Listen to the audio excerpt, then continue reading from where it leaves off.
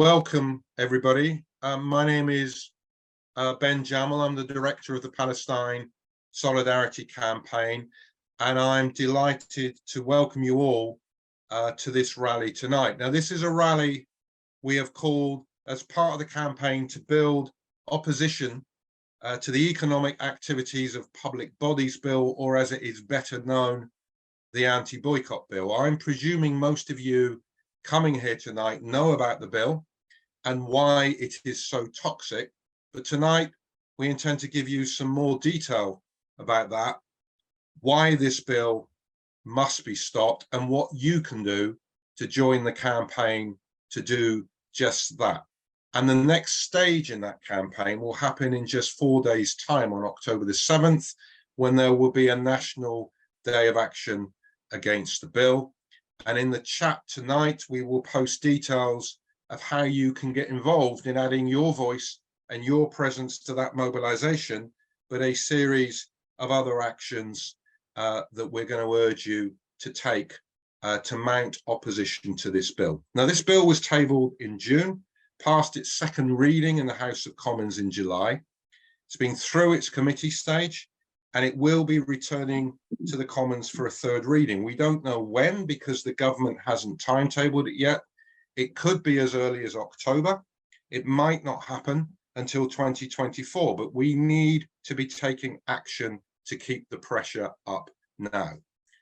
This bill, as you're going to hear, has widespread opposition across Parliament. And tonight you are going to be hearing from MPs from a range of opposition parties telling us exactly why they oppose this bill.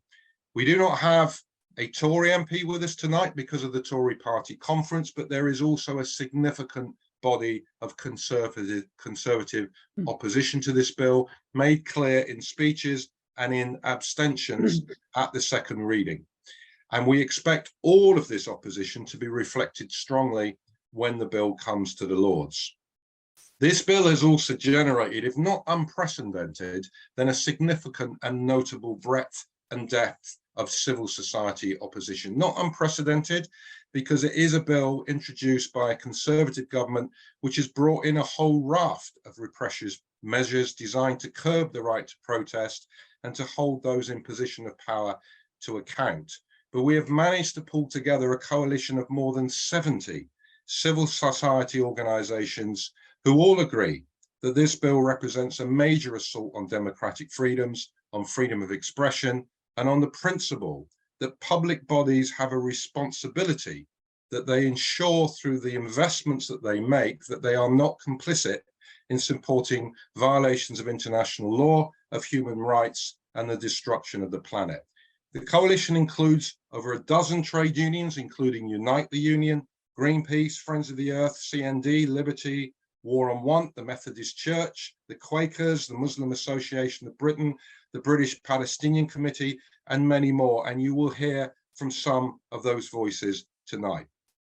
You will also know that although this bill will disrupt a range of campaigns for social and climate justice and affects the rights of all, the government's core intention is to prevent ethical investment decisions made by public bodies to ensure they are not complicit in supporting Israel's violation of the rights of the Palestinian people.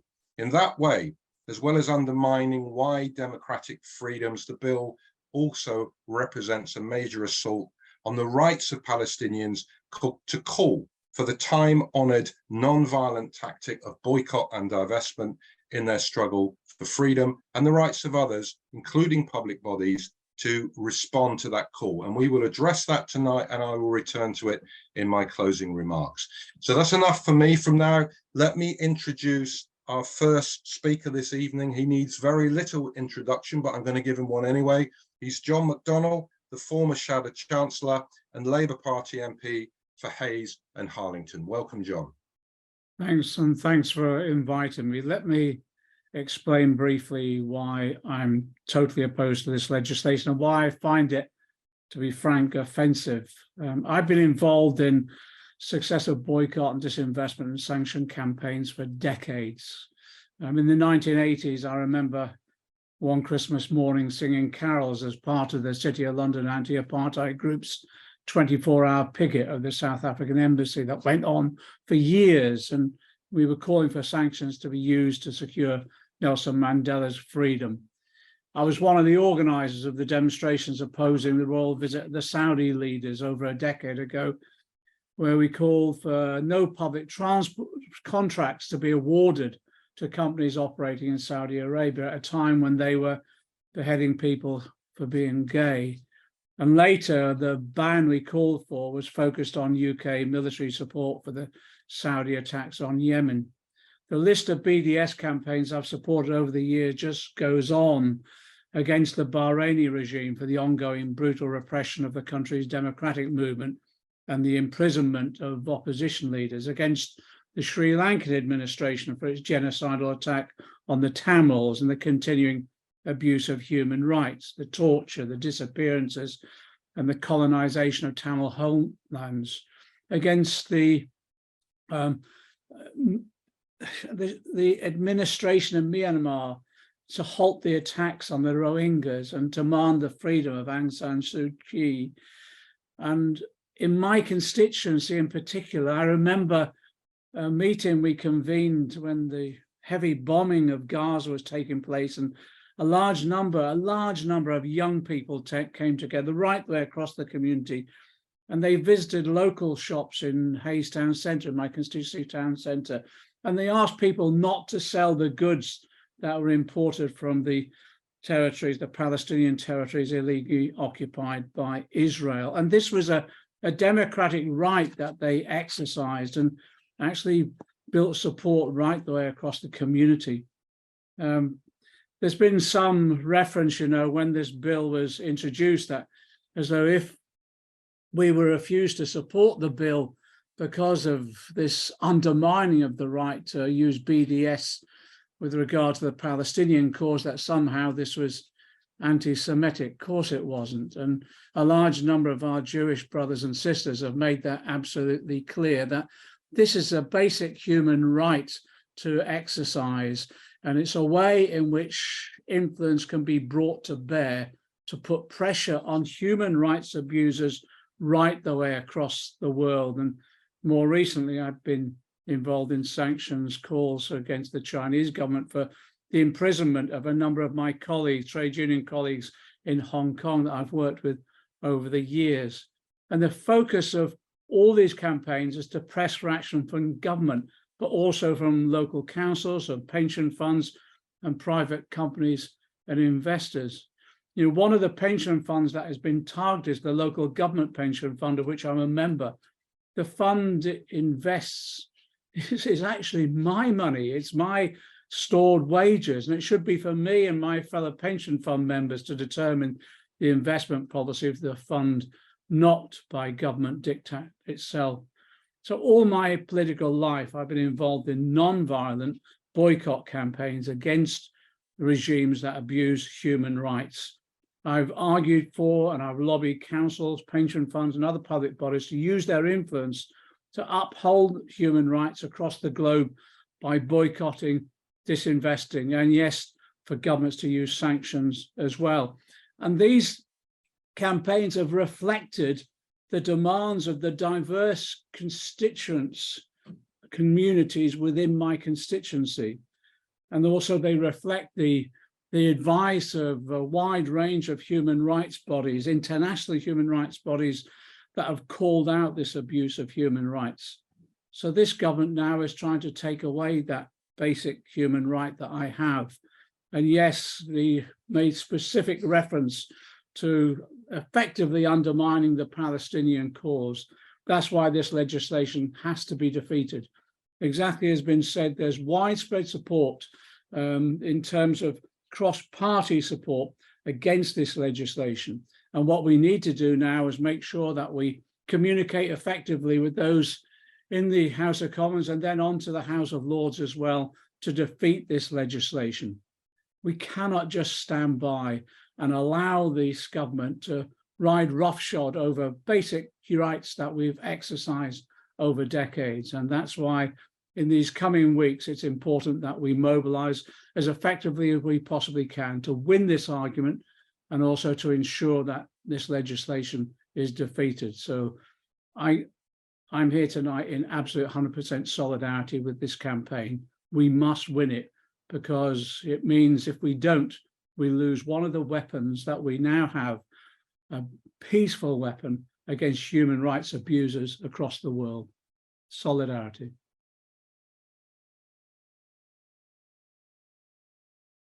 Thank you, John. And John is, of course, right to make reference to the importance of boycott, and in particular divestment by public bodies, in bringing an end to South African apartheid.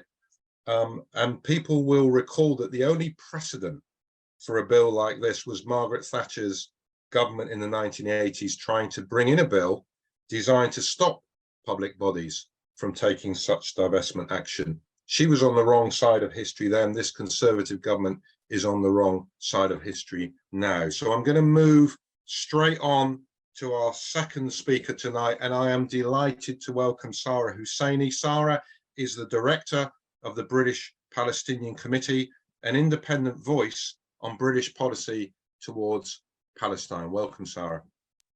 Thank you, Ben, and thank you to PSC for convening this really important meeting, as well as all of you who have turned up and taken time out of your evening to be here. In 1955, African Americans came together to call for a boycott of the Montgomery buses to protest the system of racist laws imposed on them by the US state of Alabama.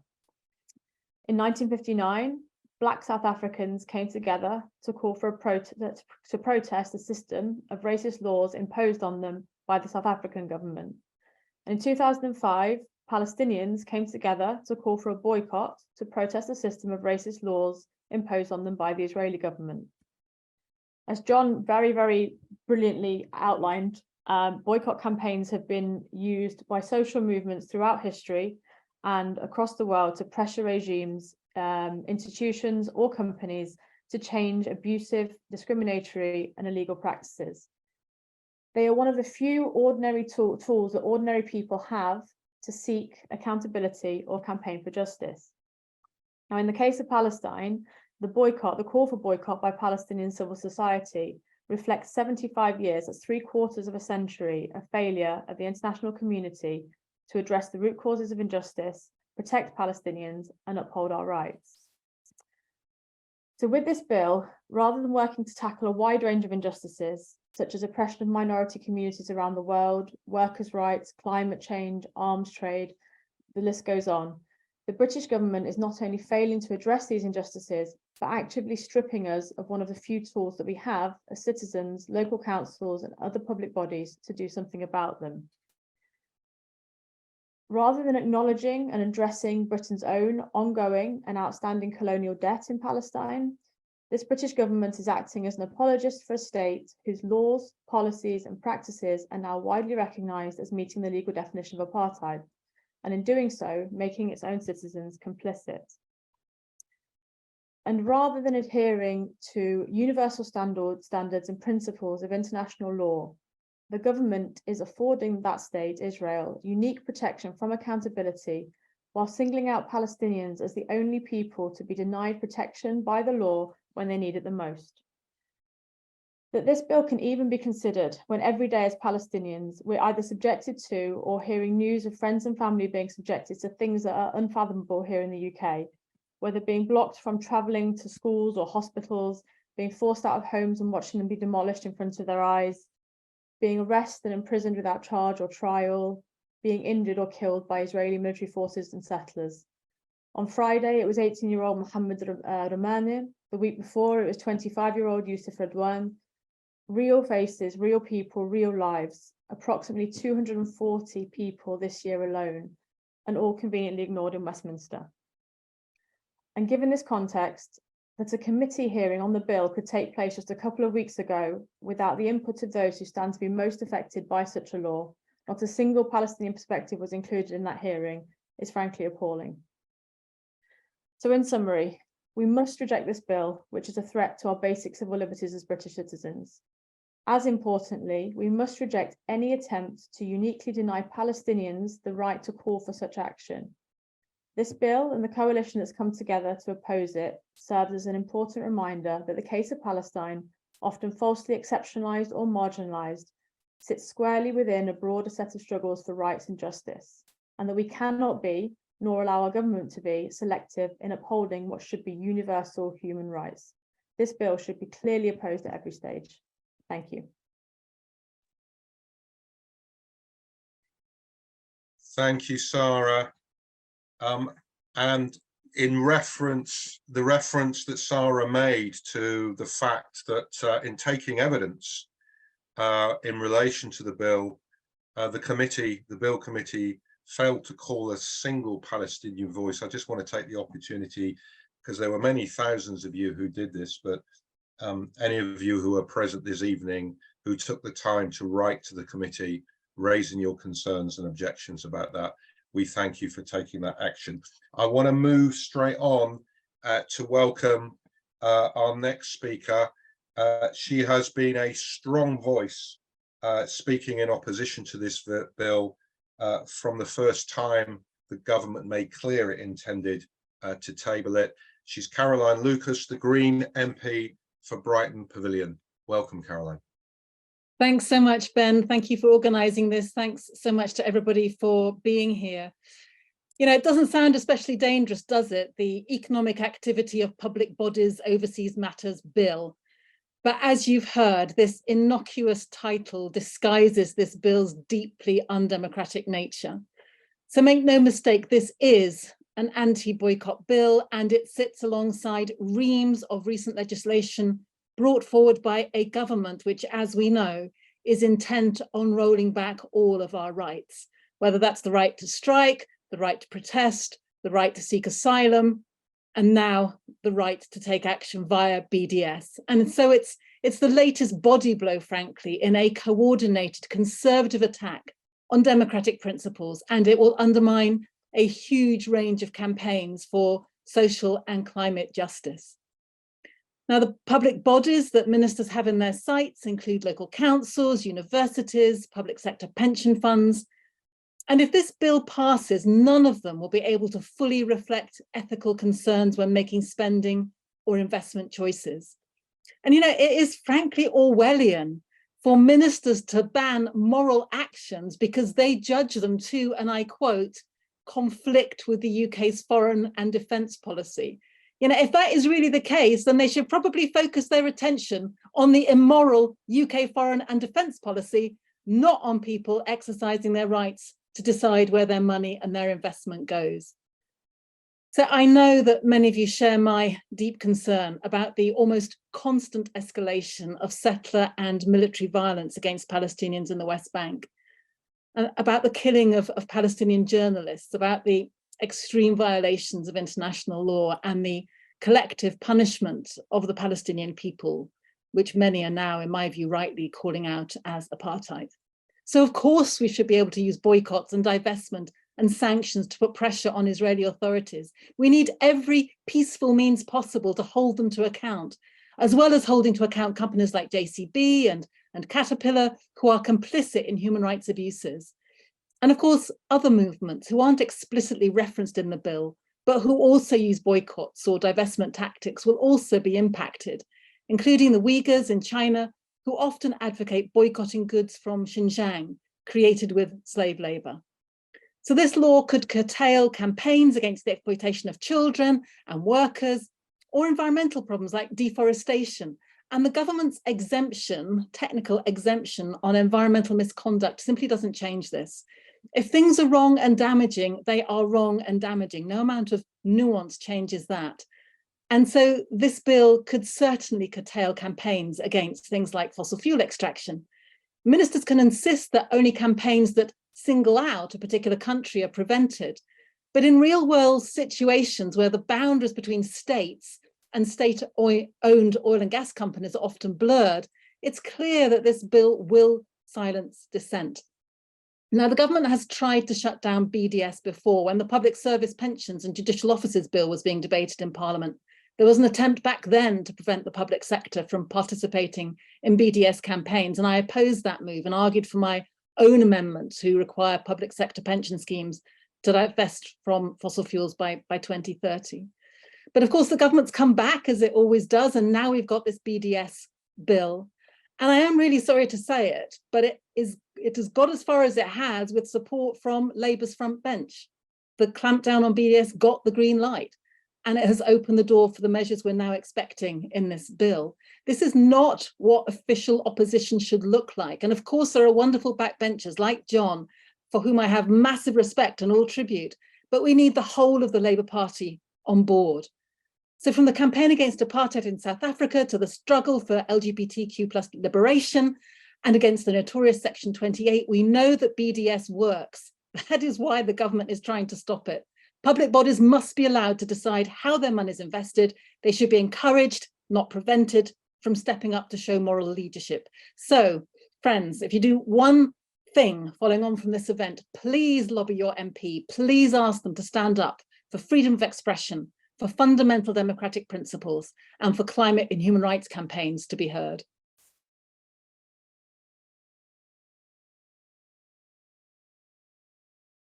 Thank you, Caroline, for that powerful intervention.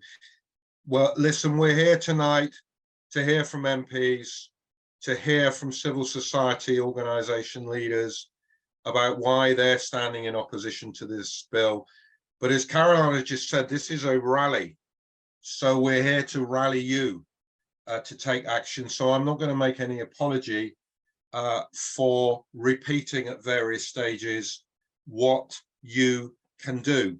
And the first action that we want you to take, and all of these are listed in the chat. This Saturday, the 7th of October, we will be taking to the streets of towns and cities across Britain for a day of action in opposition to this bill. We want you to join those events and also to make a huge splash on social media. So have a look at the link in the chat, visit the PSC website for details of actions in your area and how you can support this campaign online if you're not able to physically attend an event. Caroline's just said, and the message we get constantly for MPs, that it is crucial that they are lobbied and that their inboxes are flooded. So please send off the brand new letter to MPs we've got, calling on them to oppose this bill. And finally, we're asking people this evening to get your MP to sign early day motion 1415 in solidarity with Palestinians facing persecution and our ability to campaign in their support. So I want to move on now to introduce our next speaker. I'm delighted to welcome Tom Unterrainer. Tom is the chair of the Campaign for Nuclear Disarmament and also a director of the Bertrand Russell Peace Foundation. Welcome, Tom. Thank you, Ben, and thanks to everyone who's here. This is a rally, so you'll excuse me if I give a rally sort of speech. Let's be clear. The government's proposed anti-boycott bill is very, very bad news for those of us working for social and political change on both the domestic and the international arena. This is a government bill, this is a government proposal, but I and CND, we're appalled over the fact that His Majesty's opposition, the current Labour Party, is, to all intents and purposes, going along with this. It's appalling. And I want to be very, very clear that the Campaign for Nuclear Disarmament stands fully opposed to this proposal, and we stand in solidarity with everyone and with every campaign that's being targeted, yet again, because this isn't the only thing we're being targeted over by this government, in an effort to undermine effective campaign work and to undermine principled, ethical and moral campaigns in defence of the oppressed and against destructive, damaging and potentially deadly industries, products and political agendas.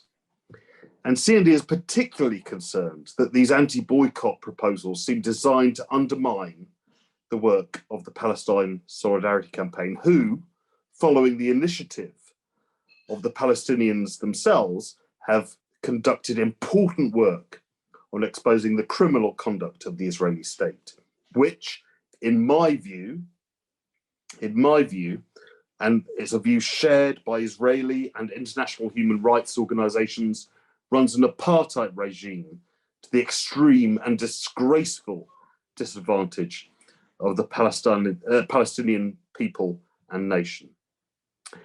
PSC has taken up the call and has organised significant opinion behind the Palestinians' call for a boycott. Many have followed this call. And this is why we have these proposals from the government. And this is why it is so important that we resist them.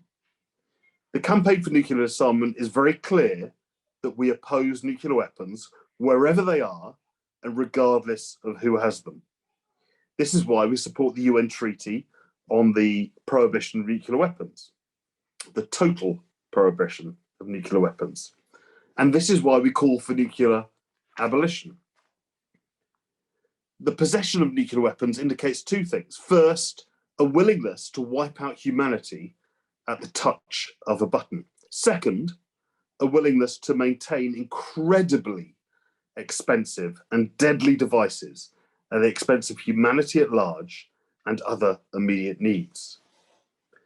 And to express my own view again, when it comes to the plight of the Palestinians, we are talking about a nuclear-armed state, Israel, versus the Palestinians, some of the most oppressed, disowned, and horrendously treated people on the planet. The Palestinian people, it will come as no surprise to those of you who didn't already know the history of apartheid South Africa, that their nuclear weapons program was supported, maintained, developed in conjunction with, and completely propped up by the Israeli state. C&D is running campaigns across the country to encourage councils to declare themselves nuclear ban communities. One recent example of this comes from Leicester, where the City Council, with the support of the directly elected mayor, signed up as such a community in support of the Treaty on the Prohibition of Nuclear Weapons. This status commits the council to boycott investment in or support for nuclear weapons, nuclear companies, or those involved in nuclear manufacturing of any kind, in addition to a political commitment to abolishing nuclear weapons. The government's proposals could, if they extend their obsession with undermining Palestine solidarity, undermine such initiatives in the same way that they could undermine such initiatives over green issues and much else. So full solidarity from the campaign for nuclear disarmament. Let's resist these awful proposals. And if they are implemented with support from the Labour front bench or not, let's work to defy them, and let's join together to discuss how we might defy them, and let's work together in the future. Thank you very much. Thank you, Tom. Now, one of the important milestones in this growing campaign to stop the bill was the decision by the Scottish government to refuse to give consent to this bill in Scotland, a decision recently followed by the Welsh government. Incredibly important development. So I am delighted to welcome our next speaker. Philippa Whitford is the SNP MP for Central Ayrshire. Welcome, Philippa. Thanks very much, Ben. Some people who know me will know that I spent over 30 years as a breast cancer surgeon before I was elected as a member of Parliament. And having lived in Gaza for a year and a half in the early 90s as a medical volunteer and being part of a medical bridge between Scotland, Gaza and the West Bank now, I see the barriers that both the occupation, the fragmentation of the West Bank and the siege of Gaza add to trying to deal with difficult diseases. Diseases we find challenging here, but women there walk a much harder path. And every time I'm asked to speak about it, and I was giving a talk on the medical bridge this morning, I always have to remind the audience that we are not talking about people who live in the middle of a desert. We're not talking about people who are living in the Andes. We're talking about people who are 5 or 6 miles down the road from Ashkelon and yet have such a limited outlook from their cancer for political reasons due to occupation and siege and blockade. And what we're seeing is the UK government still claiming to support a two-state solution, still saying that they support UN Resolution 2334. And not just do they not recognize Palestine, they are now bringing in a bill like this, which, as Caroline said, would interfere with divestment from fossil fuels. As we've heard from Tom, the campaign against nuclear disarmament. But actually the occupied territories are specified in the bill and cannot be changed easily in the future. And therefore, to me, this really changes UK policy, even though they seem to be in denial about it. And I think it's important that all of us remember that we need to stick with international law. The settlements, which are a barrier to peace, are illegal.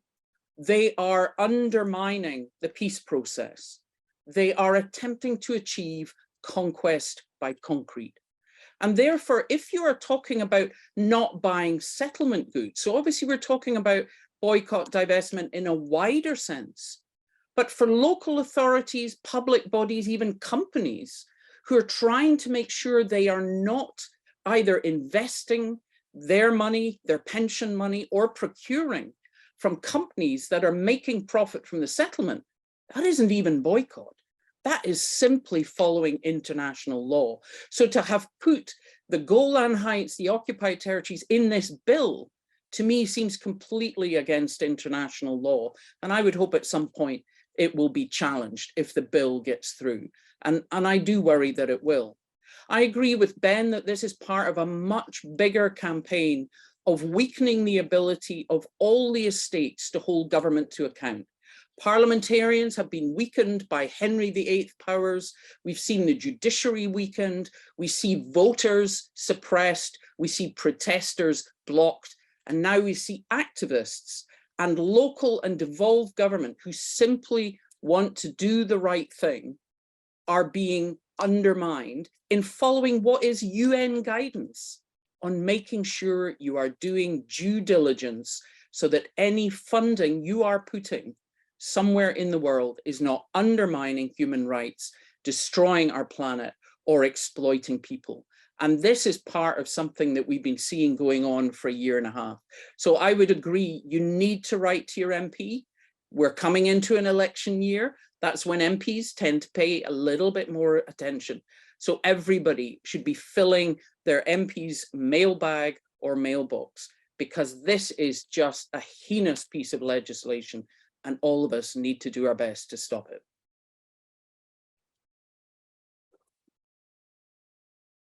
Thank you, Philippa. And as Philippa said, and as I said at the beginning, we are seeing this bill as part and parcel, as part of the raft of legislation brought in by this government to curb the right to protest, to curb individual citizens' ability to hold decision makers and those in power to account, and a government embarked on a drive to disrupt a whole range of legitimate campaigns for social and climate justice. So I am delighted to welcome our next speaker, representing Liberty, one of the key organizations that is resisting this widespread assault on democratic freedoms. Jun Pang is a policy and campaigns officer at Liberty. She's working on the defense of the Human Rights Act and also on protest policing, surveillance technology, data privacy, and migrants' rights. Welcome, Jun. Thank you so much, Ben, and thank you to PSC for organizing this rally, and to all the speakers for your contributions. I'm here on behalf of Liberty because the anti-boycott bill is a fundamental attack on the right to freedom of expression. Of course, we've already heard from the other speakers about how this is only the latest in a successive slate of government legislation ranging from the Public Order Act to the Policing Act to the Strikes Bill, to take aim at those seeking to engage in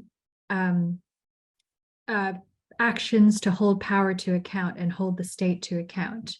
And of course, the anti-boycott bill in particular takes aim at those seeking to engage in the historically cherished nonviolent tactics of boycott, divestment, and sanctions, tactics which have enabled so many campaigns, past and present, to achieve change. And we've already heard some examples of those just now. The right to freedom of expression is protected by the European Convention on Human Rights, as incorporated in our domestic law through the Human Rights Act. And of course, both of these are under attack at the same time by the government of the day. Just today, we saw the Home Secretary's incendiary speech at Conservative Party conference, taking aim at these vital frameworks. And we have to see all of these attacks in the same prism. Of course, both the UN Special Rapporteur and the European Court recognize that the act of boycott is a form of protected expression under this right. I want to go into three particular ways how the anti-boycott bill attacks this fundamental right, so that to equip you all with the ability to write to your MP and speak to those around you as well about why this bill is so significant and egregious. The first reason it attacks our right to freedom of expression is that it will stop public bodies, such as democratically elected councils, but also schools, NHS trusts, universities, government departments, from making ethical investment and procurement decisions by banning them from taking into consideration foreign states' human rights records. And of course, we've already heard about the specific exemption of Israel and the occupied Palestinian territories from this ban. In general, governments are rarely, if ever, the vanguard of protecting human rights, both domestically and abroad. And they have to be pushed into doing so, as shown through the example of apartheid South Africa. Many of you will know and may have participated in campaigns to push public bodies to take action when government was willfully ignoring these demands. And so for the government to remove a vital way to apply pressure and then to give itself the sole power to decide which countries can and cannot be boycotted is taking away power from local democracy and local people, from all of us. The second reason that the bill is so significant and so horrendous is that it contains a gagging clause, which would basically ban individuals who make these decisions from publishing statements that they would like to boycott, and even worse, that if the law did not exist, that they would have boycotted, basically a hypothetical statement. And this unprecedented restriction on political speech not only lacks any legitimate justification, but is going to have a vast chilling effect on public debate within our public bodies about ethical decision-making. Finally, what's perhaps less understood is how the bill will actually work. And what will happen if public bodies do make these kinds of decisions or are seen to do so. The bill creates significant investigative powers so that public bodies like local councils can be investigated before any decision has actually taken place that might fall under the ban, giving rise to the ability to the potential of fishing expeditions for information to essentially incriminate public bodies. Now, the government have recently tried to reassure us that this will not lead to quote unquote active monitoring of councils, and that this will, the enforcement will only kick in when concerned third parties bring concerns.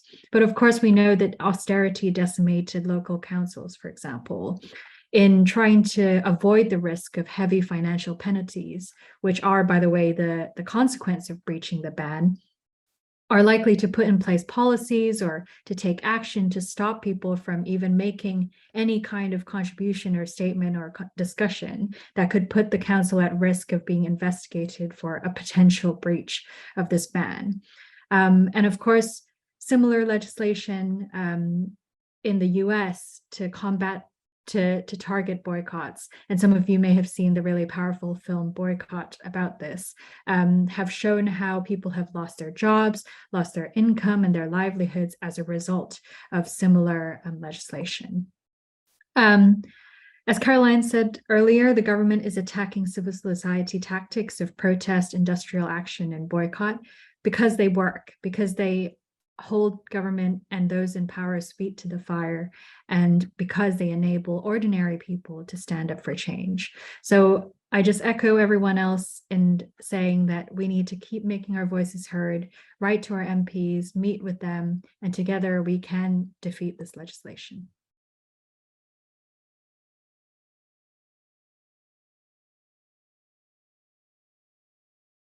Thank you, June, for giving such a clear and sort of forensic analysis of why this bill represents such a core assault on democratic freedoms, including freedom of expression, and why we're not exaggerating when we make that claim.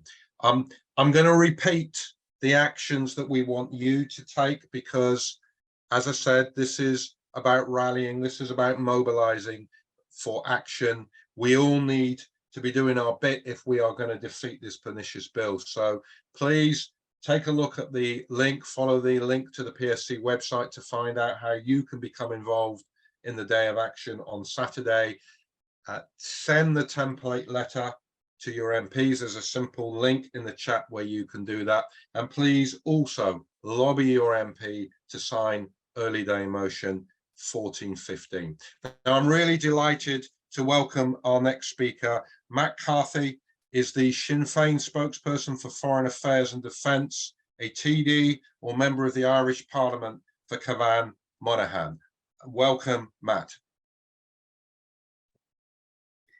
Thank you, Ben, and it's really great to be here. I suppose nothing symbolises the uphill battle we have in terms of securing the rights of the Palestinian people that I have to come on here tonight to express my solidarity with solidarity groups in Western European country, such as Britain, but therein lies, I think, a sense of the challenges that we face. As someone from Ireland, from the country from which the word boycott originated, as a result of tenants revolting against a man by the name of Charles Cunningham boycott a short number of years after the Irish Great Hunger or Famine, as it's called, and a country that has, and a people that have used the boycott as a form of legitimate, peaceful and effective protest. I want to say that very clearly in regard the Israeli aggression, occupation, breaches of international law against the Palestinian people, and that boycott is an absolutely appropriate response by the international community. I just want to speak very briefly about some of the actions that have taken place in Ireland and some of the lack of actions as a further symbol of the challenges that were there, because my experience is very different than the parliamentarians that we've already heard from, because I'm a member of a parliament where words of solidarity, words of support towards the Palestinian people is virtually unanimous, and there is a very broad political consensus within the Irish political system in terms of the rights of the people of Palestine to their own state, but also in terms of the condemnation of the ongoing acts of occupation and of aggression by the Israeli state. The Irish Parliament that I'm currently in was the first in the world to recognise the de facto annexation of the Palestinian territory. And we have taken a number of other steps in terms of the language that we use. But even within that context, we have a difficulty in bringing the Irish government from words to action. And to give you an example of that, it is 2014 since the Irish Parliament adopted a motion brought forward by the then Sinn Féin leader, Gerry Adams, that called on the government to recognise the state of Palestine, yet the Irish government haven't formally done that. It was in 2018 when a piece of legislation called the Occupied Territories Bill, first introduced through the upper house and then subsequently through the lower house of the Parliament, actually passed all stages. That Occupied Territories Bill made it an offence for any person or company to import or sell goods or services that have been produced with the benefit of the occupation of a territory. And yet that piece of legislation, albeit passed through both houses of our Parliament, hasn't been enacted because the government cite legal opinion that says that trading legislation is an EU competency, and therefore a national parliament can't pass laws in respect of that. And in response to that, this year Sinn Féin brought forward a separate piece of legislation which is called the Illegal Israeli Settlements Bill. And what that bill does in effect is to prevent and preclude the Irish Strategic Investment Fund, which is essentially the national reserve, from investing in companies that are listed on the UN database as being based within the occupied territory of Palestine. A very simple piece of legislation that would simply prevent Irish taxpayers' money from being invested in companies that are actually profiting from the occupation of Palestine. And again, in this instance, there is no place for government to point to in terms of EU competencies. It is very much within a government's and a state's gift to decide whether or not there are criteria that apply to investments by our Strategic Investment Fund. For example, for many years now, the IF fund has been prevented from investing in tobacco companies, for example, very logically. Over the past number of years, a piece of legislation has been passed that prevents it from investing in fossil fuel companies. It is logical, in my view, that if you agree that the occupation of the West Bank is de facto annexation, and if you agree that Israel is breaching international law every single day, which is the absolute fact of the matter, and if you agree, as every independent objective observer does, that Israel is operating an apartheid regime, well, then you have to take action, because history shows us that the only way that you bring an end to breaches of international law is if you apply international pressure. Apartheid South Africa would not have been brought to an end were it not for the types of actions that John McDonnell outlined earlier on. And likewise, apartheid Israel will not come to an end unless the international community takes action. Until the world says stop, Israel simply will not stop. And our message from Ireland, and your message here tonight, undoubtedly is that Israel must stop. And if governments don't take action, then ordinary citizens right across the world, because while unfortunately when the Irish government makes utterances in respect of these matters at a European level, it is in a minority. But the fact is that it is part of the majority of humanity who recognize that what Israel is doing is absolutely wrong. It is in breach of every semblance of international law, basic rule of law, and the basic, most base standard of human rights that can apply. So I'm delighted to be here and to convey not only the best wishes and solidarity of Sinn Féin, but I think I can say with confidence the best wishes and solidarity of the Irish people, to the people of Palestine, and to everyone who is campaigning for their rights in Britain and across the world.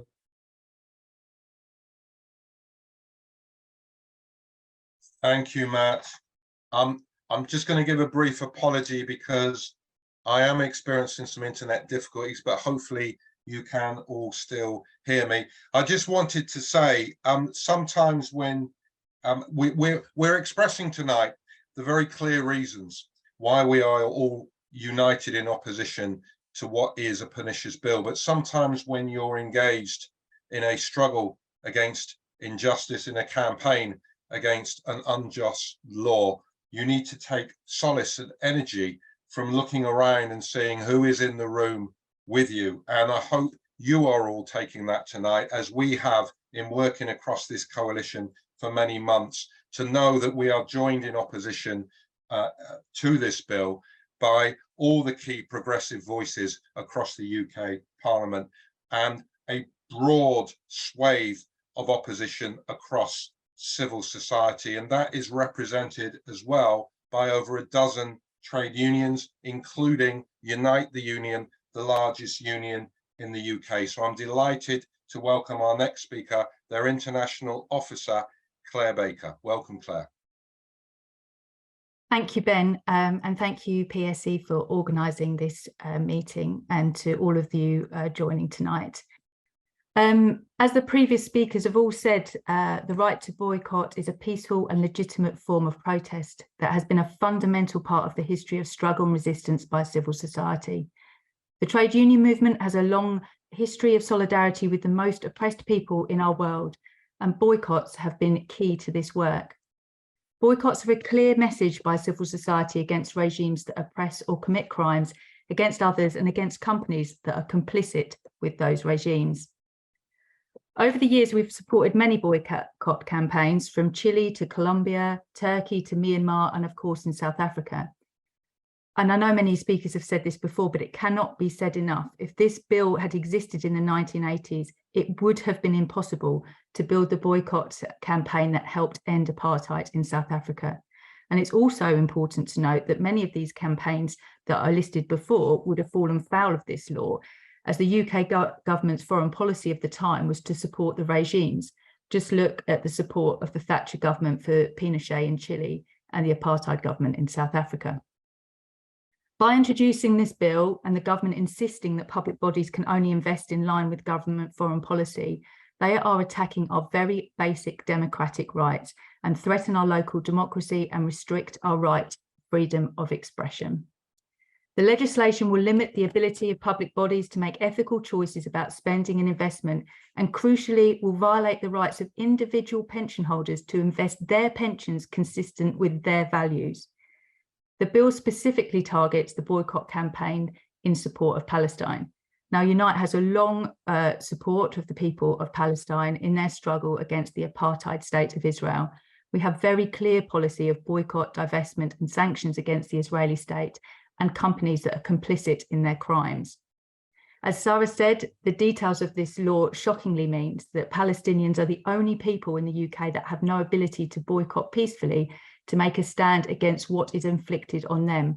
And it singles Israel out as the only state to be able to do what it likes with impunity. In anyone's eyes, this is wrong, it's wrong morally, and it's wrong democratically.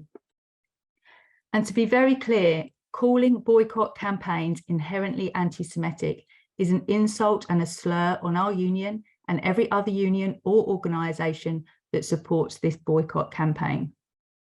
Taking this bill alongside the number of other public order legislation and the attacks on the trade union rights this government has introduced shows a drift, or maybe you'd think a jump, towards authoritarian rule, and something that we absolutely must fight against. And who is to say that they won't go further and expand this legislation outside of public bodies or outside of foreign policy?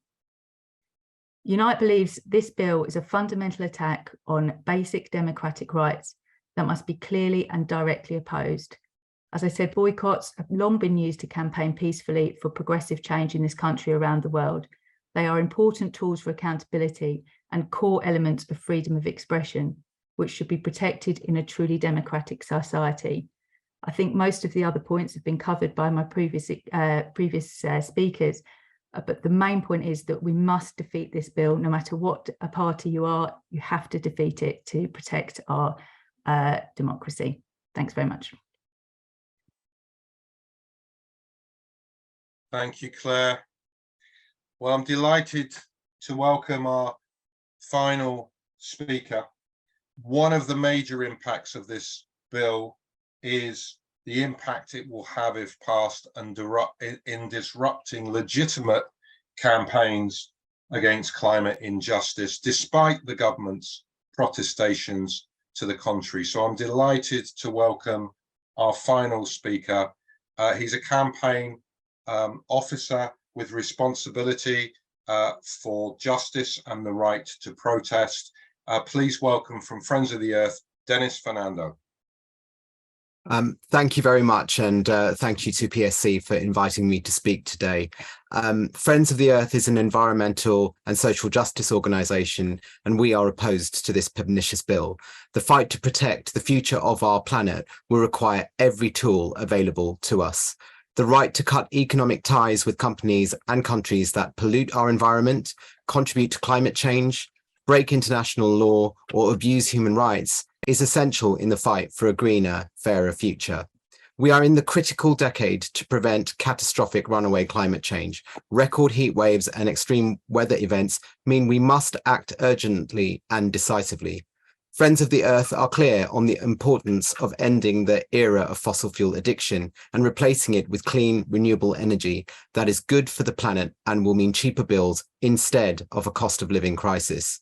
This government is already moving in the wrong direction. This year alone, approving over 100 drilling licenses for oil and gas in the North Sea and rolling back on net zero commitments. Just last week, they gave permission for the go-ahead of the massive Rosebank oil field against the advice of their own climate advisors.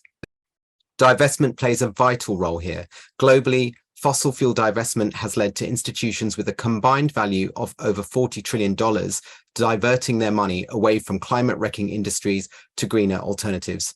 Yet UK local authority pension funds still have nearly £10 billion invested in the global oil, gas and coal industries. Fossil fuel industries are not only wrecking the climate, but are profiting from spiraling household energy bills, and UCL and Harvard's research has found that almost 1 in 5 deaths in the UK is linked to fine particle pollution from road traffic, power generation, and other activities that involve burning fossil fuels. This will hamper progress from activists, local residents, and those in public institutions who want to divest away from fossil fuels. The bill's weakness on environmental protection is yet another gift to the fossil fuel industry. In fact, it could be part of its intention. In the US, the fossil fuel industry has already used anti-boycott legislation to try and restrict climate activism, and we must not let the same thing happen in the UK. The government claims that the bill offers no threat to environmental protection. We say not true.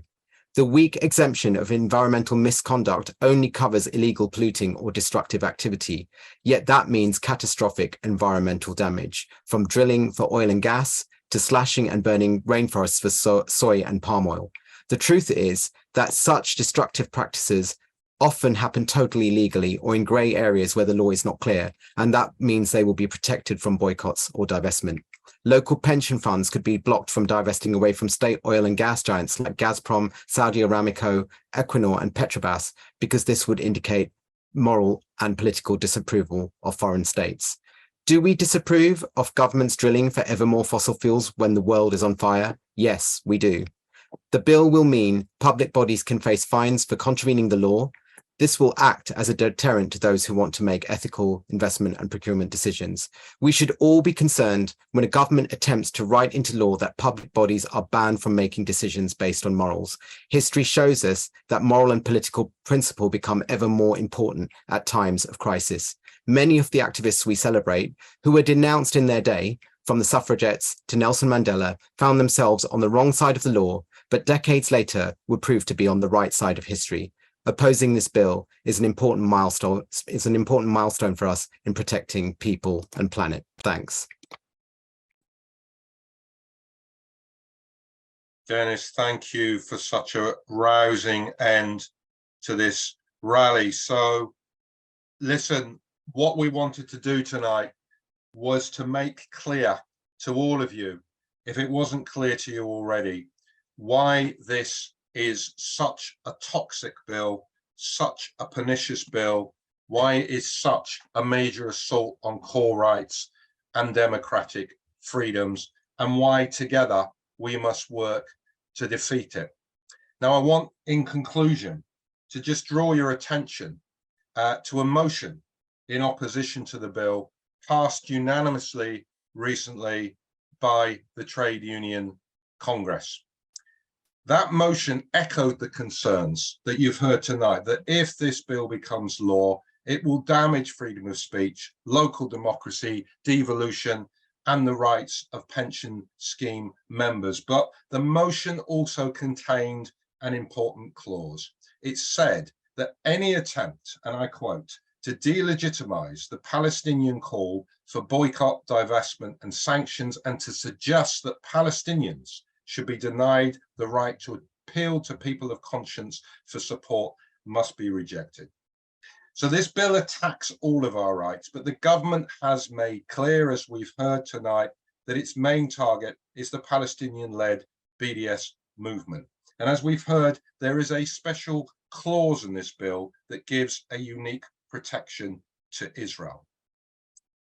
Now, the rationale for that clause and for the entire bill is that when the Palestinian people call for BDS and when people support that call, then the motivation, as John said earlier, the motivation, it is argued, must be anti-Semitism. Why? Because Israel is the world's only Jewish state. And so the argument goes, the BDS call only asks for action against Israel and not any other state. It is a grotesque argument that undermines anti-racist politics. It rests on the pernicious foundation that suggests all Jewish people have the same supportive views about Israel's policy toward the Palestinian people. But secondly, it seeks to treat Palestinians by a different standard. Imagine trying to make an argument in the 1980s that Black South Africans must have been motivated by hatred of white South Africans or white people in general when they called for BDS against the white South African regime and not Indonesia for its treatment of the people of East Timor. But this bill must be defeating it, but in defeating it, we must also reject any argument that seeks to treat Palestinians by a different standard and seeks to deprive them uniquely of the ability to call for tactics of boycott, divestment and sanctions to protect their rights. So let's get to it. Let's get busy. Please join the day of action on Saturday. Sign the template letter and send it to your MP. Urge your MP to sign early day motion 1415. Let's get mobilizing together. Together, let us defeat this pernicious bill. Thank you for coming.